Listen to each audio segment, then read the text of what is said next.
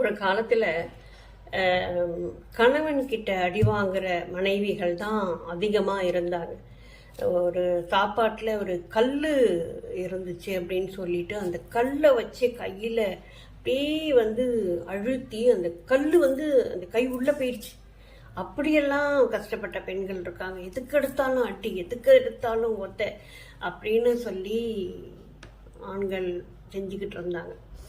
இன்றைக்கு ஒரு நிகழ்வு நான் பார்க்குறேன். அந்த நிகழ்வில் அந்த பையன் சொல்கிறான், நான் கல்யாணம் பண்ணதுலேருந்து இவக்கிட்ட நான் அவ்வளவு அடியில் கடி வாங்கியிருக்கேன், கையெல்லாம் கடிச்சு வச்சிருவா, ரொம்ப கஷ்டமாக இருக்குது இவளோட குடும்பம் பண்ணுறது அப்படின்னு சொல்லிட்டு. அதுக்கப்புறம் ஒரு பொண்ணு சொல்லுது, எனக்கு கோபம் வந்துச்சுன்னாக்கா ஊக்கு வச்சு அப்படியே குத்துவேன் அப்படிங்குது.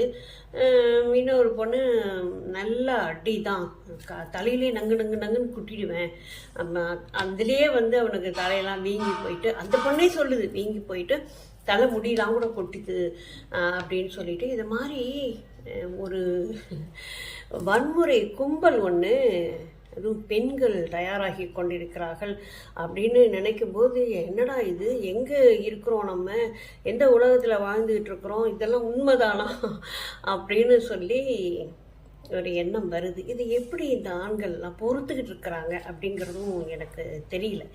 திருப்பி ஓங்கி ஒரே ஒரு அடி அடிச்சாக்கா அந்த பொண்ணு அதுக்கப்புறம் இந்த வேலையை செய்யுமா? எதுக்காக இந்த அளவுக்கு விட்டு கொடுக்குறாங்க அப்படிங்கிறதும் புரியல. பெண் சுதந்திரம் எப்படியோ தடுமாறி காட்டாற்று வெள்ளம் போல ஓடிட்டு இருக்கு.